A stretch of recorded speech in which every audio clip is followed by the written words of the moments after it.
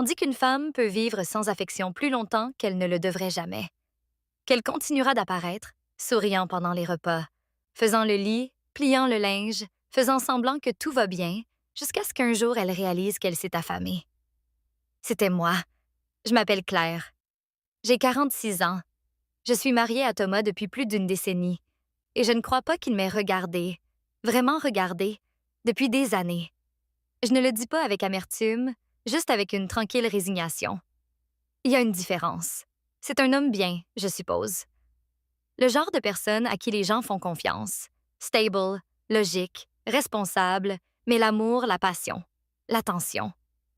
Ces choses se sont estompées il y a longtemps, comme la lumière du soleil qui s'échappe d'une pièce avant que vous ne réalisiez que vous êtes assise dans le noir.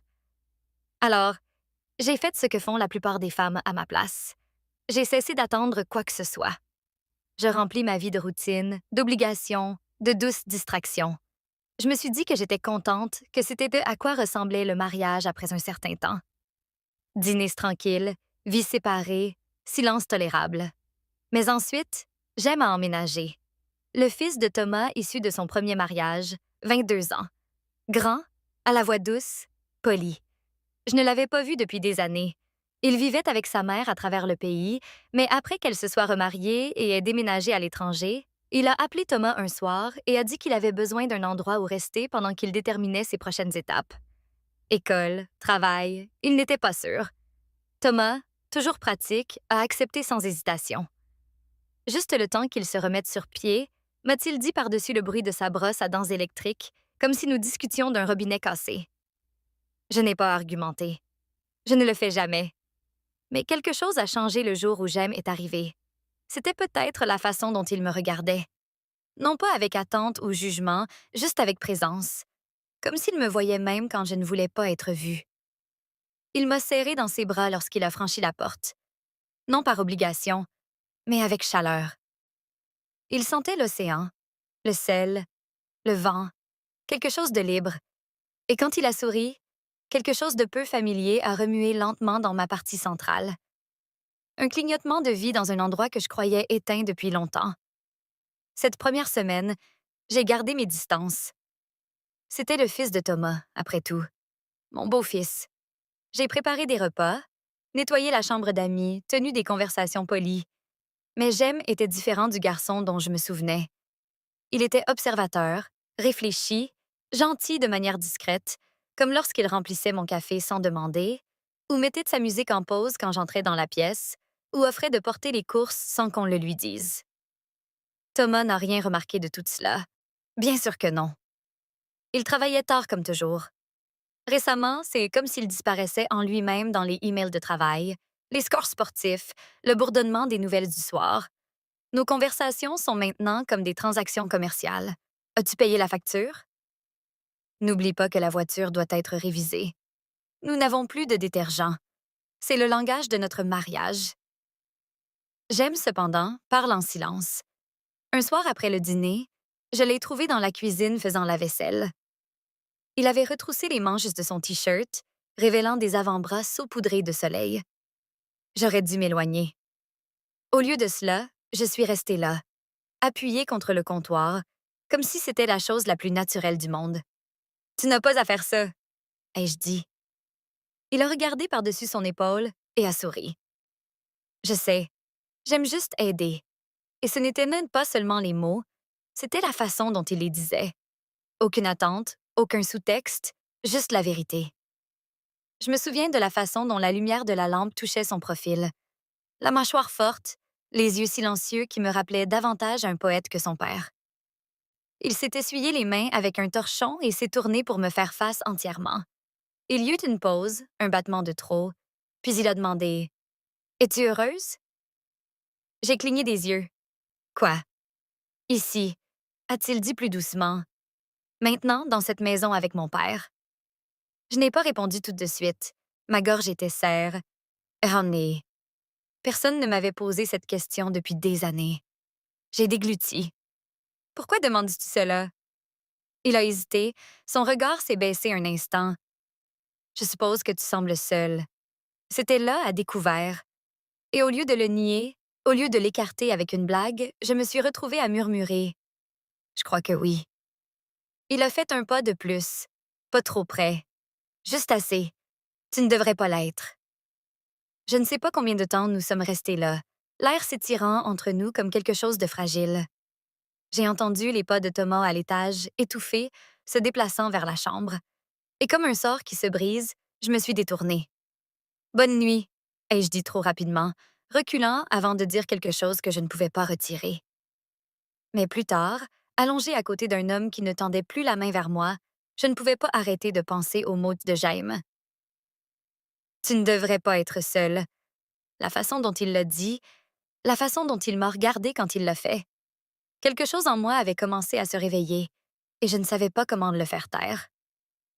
À quiconque écoute, si vous vous êtes déjà senti invisible, comme si vous aviez disparu derrière le titre d'épouse ou de mère ou de soignante, j'espère que vous m'entendez maintenant. J'espère que vous savez que vous n'êtes pas seul. Parfois, le pire genre de silence n'est pas l'absence de son. C'est l'absence d'être remarqué. Et quand quelqu'un vous remarque enfin, cela peut tout changer. Faites-moi savoir si cette histoire vous parle. Si vous êtes toujours avec moi, cliquez sur ce bouton « J'aime » ou laissez un commentaire. Même un simple « Je suis là » peut signifier plus que vous ne le savez, car ce calme entre deux personnes, il ne reste pas calme pour toujours. Je me suis réveillée le lendemain matin avec une étrange lourdeur dans mon milieu. Pas de la tristesse exactement, mais une douleur comme si mon cœur avait été veillé après des années de silence. J'ai essayé de m'occuper. Lessive, facture, essuyer des comptoirs qui étaient déjà propres. Tout pour empêcher mon esprit de revenir à Jem et à la façon dont il m'avait regardé la nuit dernière. Thomas était parti avant le petit déjeuner, ne laissant rien d'autre que l'odeur d'après-rasage et vent-et une courte note sur le comptoir. Longue journée, ne m'attend pas éveillée. Pas de « je t'aime ». Pas de « à ce soir ». Juste de la logistique, le langage que notre mariage parle maintenant. J'ai fixé la note plus longtemps que je n'aurais dû, ressentant ce vide familier. Il ne m'appréciait pas, ni mes efforts, ni ma présence, ni les manières silencieuses dont je maintenais notre vie ensemble. Il ne voyait même pas à quel point j'étais devenue, et puis, et à porter cela seule. Quand j'ai entendu des pas dans l'escalier, je me suis redressée automatiquement, comme si j'étais coupable de quelque chose. Jem est entré dans la cuisine, les cheveux encore humides d'une douche, portant une chemise grise douce qui, poussait ses épaules. Il a souri en me voyant, et juste ce simple geste à coup, et mon ask et psautster. Bonjour, a-t-il murmuré, sa voix encore chaude de sommeil. Bonjour, ai-je répondu, essayant d'avoir l'air assure et. Il s'est rapproché pour atteindre une tasse dans le placard, et pendant un instant, son bras a effleuré le mien. C'était à peine un rapprochement, un murmure vraiment, mais cela a envoyé une vague de chaleur le long de ma colonne vertébrale. Je me suis éloignée rapidement, faisant semblant d'ajuster la machine à café. Ça va? A-t-il demandé gentiment. J'ai hoché la tête. Juste fatiguée. Tu avais l'air triste, a-t-il dit, non pas en m'accusant, juste en remarquant. C'était le problème. Il remarquait tout. Je me suis tournée, réussissant un faible sourire. Je n'ai juste pas bien dormi. Jem a hésité, puis a dit doucement « Est-ce à cause de lui? » J'ai figue et. Mes mots, ce sont S-E, par et, S. J'aime. Il a regardé vers le bas, comme s'il avait peur d'être allé trop loin. Je suis désolée. J'entends juste des choses. La façon dont vous parlez à peine tous les deux. La façon dont il entre et sort sans même demander comment tu vas. C'est parfois difficile à voir. Difficile à voir. Ces mots ont touché plus profondément qu'ils n'auraient dû. J'ai expiré lentement. Le mariage n'est pas toujours ce que les gens pensent, tu sais. Il a rencontré mes yeux alors, et quelque chose de non dit s'est resserré et entre nous. Non, a-t-il dit doucement et fermement. Mais tu mérites plus que cela. Ma gorge s'est noue et... Aucun homme ne m'avait dit cela depuis des années. Certainement pas celui qui avait juré qu'il le ferait. Avant que je ne puisse répondre, Jem a fait un pas de plus, hésitant, prudent, comme s'il s'approchait de quelque chose de fragile. Tu sais, a-t-il dit, voix basse. Je pensais que mon père était de le fort, fiable, digne de confiance. Mais maintenant, je ne sais pas. Il ne te voit pas. Pas de la façon... Il s'est arrêté. A retenu le reste. Pas de la façon dont je le fais. Je l'ai entendu quand même. L'instant s'est étiré entre nous, chaleureux et dangereux. Je les observe et... Dans mon pouls, dans le petit frémissement sous mes côtes, dans la façon dont je ne bougeais pas, même quand j'aurais dû le faire. Alors instinctivement, j'ai détourné le regard. J'aime, tu ne devrais pas t'inquiéter pour moi. Il a secoué la thé et il thé. Je le fais. Je ne peux pas m'en emper et is cher. Quelque chose en moi s'est fendu à ces mots. Une fracture silencieuse, mais profonde. Nous sommes restés tous les deux là pour un moment qui a semblé une éternité jusqu'à ce que la machine à café sonne fortement, brisant le charme. J'ai reculé. Il a reculé. Le monde a repris sa place. Mais rien n'était vraiment revenu à la normale. Plus tard cet après-midi-là, pendant que je pliais le linge dans le couloir, j'aimais se passer, s'arrêtant en haut des escaliers. Il m'a observé un instant, ce même regard pensif et scrutateur qui agitait quelque chose de profond en moi. « Tu n'es pas seul ici », a-t-il dit doucement. Et puis il est parti, me laissant avec une vérité que je n'étais pas prête à affronter. Une vérité qui deviendrait plus forte chaque jour qu'il restait sous ce toit. La maison semblait différente ce soir-là. C'était peut-être moi. Peut-être que c'était j'aime. Ou peut-être était-ce le silence, plus lourd que d'habitude, bourdonnant de quelque chose que je ne pouvais pas nommer. Thomas a envoyé un message disant qu'il travaillerait tard à nouveau, comme si c'était une nouvelle. Il n'a pas demandé comment s'était passée ma journée. N'a pas demandé si j'avais besoin de quelque chose. Juste une autre nuit seule, écrite entre les lignes. J'étais debout au comptoir de la cuisine à préparer le dîner que personne ne mangerait à l'heure. Le bourdonnement de la cuisinière, le doux crépitement du beurre dans la poêle. Ils auraient dû être réconfortants. Mais au lieu de cela, chaque son semblait amplifié, comme si la maison attendait quelque chose. Puis j'ai entendu des pas. Lents, D, E, lib, E, R, E, S. J'aimais est apparu dans l'embrasure de la porte, une main reposant sur le cadre. Il n'a pas parlé au début.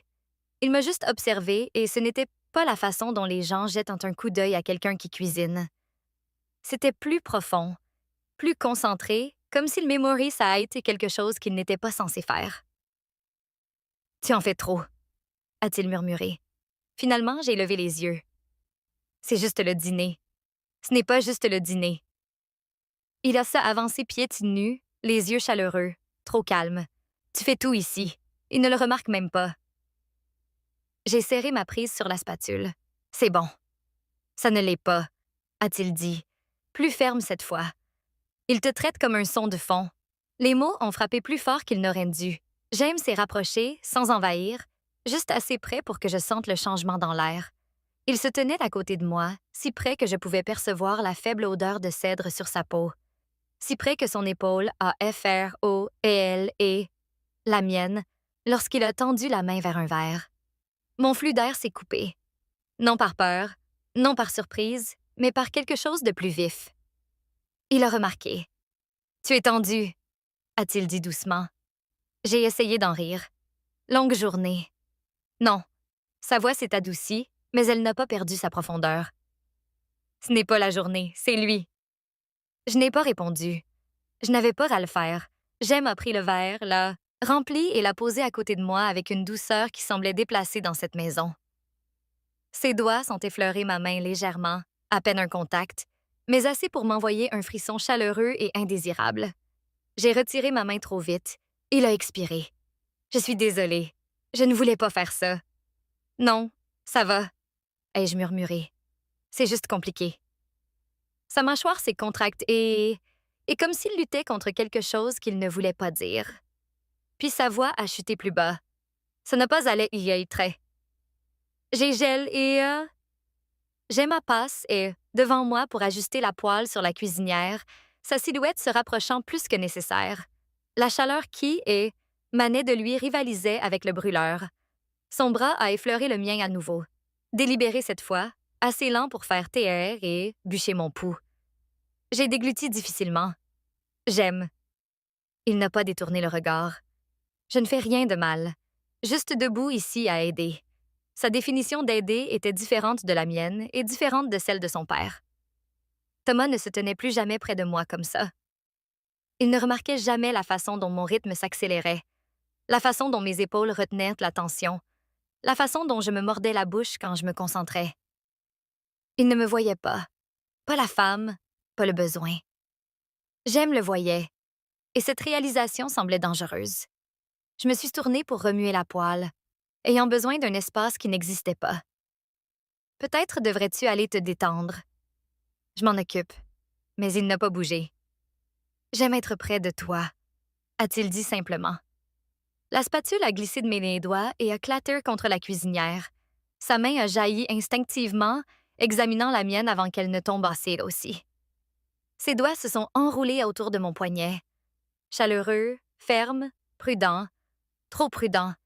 Je me suis raidie, mais je ne me suis pas retirée et... Pendant un instant, un battement suspendu, nous sommes restés là, sa main sur la mienne, l'air assez épais pour et... Te porca. Mon cœur martelait contre mes côtes. Trop fort, trop rapide. Je me suis demandé s'il l'entendait.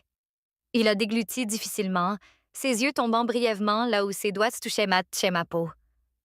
Quand il a relevé le regard, quelque chose de non dit a là. Quelque chose dont j'aurais dû m'éloigner. Au lieu de cela, j'ai murmuré « J'aime, on ne peut pas ». Il m'a relâché lentement, pas brusquement, pas coupable, mais à contre-cœur. « Je sais », a-t-il dit. Je le sais, mais cela ne change pas ce que je ressens en me tenant ici. La pièce semblait plus petite. La maison semblait vivante. Il a reculé juste assez pour être approprié, mais pas assez pour briser la tension. « Je vais prendre une douche », a-t-il dit doucement. « Si tu as besoin de quelque chose, n'importe quoi, appelle-moi juste. » J'ai hoché la tête, incapable de stabiliser mon rythme cardiaque jusqu'à ce que j'aie entendu ses pas s'estomper à l'étage. Mais même alors, la chaleur de sa main est restée et sur mon poignet, longtemps après qu'il m'ait et je savais que ça ne finissait pas. Quelque chose avait commencé, et tendre le contraire serait un mensonge. Si vous êtes toujours là à écouter, les hommes surtout, vous êtes ceux qui m'écrivent le plus. Vous savez ce que c'est de vouloir quelque chose que vous ne devriez pas vouloir, de sentir l'attirance de quelque chose d'interdit, mais d'honnête. Si cette partie vous a marqué comme je le pense, faites-le moi savoir. Vos réactions façonnent ce qui se passe ensuite. 15 minutes. C'est le temps que j'ai passé debout dans la cuisine, faisant semblant de nettoyer un comptoir qui était déjà impeccable. Mes pensées s'emballaient, encerclant tout ce que je n'avais pas dit. La chaleur de la main de Jaime persistait encore sur ma peau comme un écho. Le silence dans la maison était trop lourd. À l'étage, la douche s'était arrêtée. Je me suis dit que je devais passer à la suite de ma soirée. Quelque chose de simple. CR et pas admis. Mes mains étaient nettes sèches. C'était tout. Rien d'étrange à monter chercher de la lotion dans l'armoire. Rien du tout. Mais mes pieds savaient net mieux. Ma forme savait ce que je n'avais pas encore admis. J'étais à terre et je détestais à quel point c'était réel. Le couloir était sombre lorsque j'ai atteint la porte de la salle de bain. Mes pieds nus étaient silencieux sur les planches. Je n'ai pas frappé. Je n'en avais jamais eu besoin. Cette salle de bain était la mienne. J'aime avait ses serviettes, ses affaires dans la chambre d'amis. J'ai tourné le bouton et je suis entrée. Puis j'ai Fig et... J'aime était toujours taf là. Il se tenait près du miroir, une serviette enroule et autour de sa taille. Sa peau humide et rouge de la vapeur de l'eau. Des gouttes s'accrochaient à ses épaules, glissaient lentement le long de la courbe de son dos, disparaissant dans le bord de la serviette. La pièce était brumeuse, parfum et légèrement à l'eucalyptus et au savon. Sa tête s'est tournée vers la porte, vers moi, mais il n'a pas bougé. « Je ne t'ai pas entendu frapper », a-t-il dit, voix basse. « Je ne pensais pas que tu étais encore ici », ai-je dit rapidement, mais ma voix m'a trahi. Trop douce, trop boulevard, et j'avais juste besoin d'un peu de CR et Tom. Il n'a pas reculé et ne s'est pas couvert davantage. Au lieu de cela, il a maintenu mon regard dans le miroir. C'est bon, tu peux entrer. Les mots épais étaient inoffensifs techniquement, mais la façon dont il les disait ne l'était pas. J'ai hésité sur le seuil. D et Shir et entre la retraite et quelque chose de bien plus dangereux. Puis je suis entrée. Lentement, prudemment, il s'est déescalqué et juste assez pour que je puisse atteindre le placard. Et pourtant, nous étions proches, plus proches qu'avant. J'ai ouvert la porte avec des doigts tremblants, faisant semblant de ne pas remarquer la chaleur et, manant de sa peau, faisant semblant de ne pas le sentir m'observer dans le miroir. Mon air s'est coupé lorsque j'ai saisi la lotion. Ma main a frôlé le bord de l'étagère, faisant tomber un pot. Il a claté doucement contre l'évier. J'ai tendu la main pour le remettre, et la main de Jamie s'est posée et sur la mienne à nouveau. Douce, chaleureuse, restant elle à place. Je n'ai pas bougé. Lui non plus. Le miroir a capturé nos deux reflets, moi dans ma robe de chambre, lui dans rien d'autre qu'une serviette et la peau encore humide. Et entre nous, te calme. Il s'est penché juste légèrement, juste assez pour que sa voix frôle mon oreille. Tu trembles. Ce n'est pas vrai. J'ai menti. Si. Je me suis tournée pour lui faire face entièrement. Nos corps maintenant à seulement quelques centimètres. L'air épais. Ma robe de chambre semblait trop fine. Ma peau trop chaude. Tu ne peux pas continuer à faire ça, ai-je murmuré. Faire quoi? Ses yeux ont son et les miens. Te remarquer. Mon rythme s'écoule et... Tu n'es pas juste la femme de mon père pour moi, Claire. L'entendre prononcer mon prénom, pas maman, pas vous. Mais Claire Adé fait quelque chose de profond en moi. Une attache s'est rompue, silencieuse mais irréversible. J'ai essayé de reculer. Sa main a touché et ma taille. À peine un contact, mais assez. Je m'en vais, a-t-il dit soudainement. Sa voix plus calme maintenant. Je ne voulais pas te mettre mal à l'aise. Tu ne l'as pas fait, ai-je dit trop rapidement. Les mots ont glissé avant que je ne puisse les arrêter. Il a fait une pause. Nos yeux se sont verrouillés à nouveau. Puis lentement, il a reculé, pris sa chemise sur le porte-serviette, glisse devant moi sans un mot de plus, mais en partant, ses doigts sont FROL et m'a taillé à nouveau. Délibéré, non dit, dangereux. Je me suis retrouvée seule au milieu de la salle de bain, le cœur battant, les mains tremblantes, la lotion intacte dans ma prise. Quoi que ce soit, ce n'était pas fini.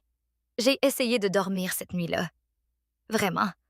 Mais chaque fois que je fermais les yeux, je sentais la chaleur des doigts de James sur ma taille, la façon ferme dont il me regardait dans la salle de bain, l'ardeur qui pulsait de lui comme quelque chose qu'aucun de nous n'avait le courage de nommer. J'étais allongée à côté de Thomas, son dos tourné vers moi, sa respiration lourde, son « très orient et c'était loin, comme s'il avait oublié et tch. Je partageais le même lit. Il n'a pas demandé où j'étais, n'a pas percé, eu le tremblement de terre sous la surface de notre maison. Il ne le faisait jamais. Son indifférence était devenue mémoire musculaire. À un moment donné, vers minuit, j'ai totalement abandonné et l'idée de dormir. J'ai glissé B hors du lit doucement, ne voulant pas le réveiller. Pas qu'il l'aurait remarqué. J'ai serre et... Ma robe de chambre autour de moi et je suis entre et doucement dans le couloir. La maison était sombre. Seule la douce lueur de la lumière de l'escalier remplissait les ombres. Je ne m'attendais pas à le voir, mais Jim était ça là, assis sur la marche du Ohio. Les bras reposant lâchement sur ses genoux, les cheveux légèrement et un bourrif et est-ce pour avoir pas ses mains dedans. Il a levé la tête quand il m'a entendu. T'es réveillé, a-t-il murmuré. Toi aussi? Ai-je chuchoté en retour. Il a hoché la tête, les yeux glissant vers le sol. Je ne pouvais pas dormir. J'ai hésité avant de me rapprocher. À cause de tout à l'heure, il n'a pas répondu tout de suite. Puis doucement, parce que je ne peux pas arrêter de penser à toi. Un tremblement m'a parcouru. Peur, désir, culpabilité, tout en même, et elle, et si étroitement que je ne pouvais pas et parer l'un de l'autre. Je me suis assise à côté de lui, laissant un espace prudent entre nous. Même si cela semblait inutile, l'espace ne nous protégeait plus de rien. « J'aime. C'est dangereux, » ai-je murmuré. « Je sais, » a-t-il dit. « Mais tu me regardes comme si tu avais peur de vouloir quelque chose. » J'aimerais que tu n'aies pas à l'être. J'ai ouvert ma bouche pour protester, pour raisonner, pour dire la bonne chose, mais rien n'est sorti, car il n'avait pas tort. Pas même de loin.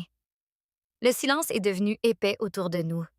Son épaule a frôlé, la mienne légèrement. Le plus petit mouvement, mais assez pour couper mon souffle. Je ne me suis pas retaire et cette fois.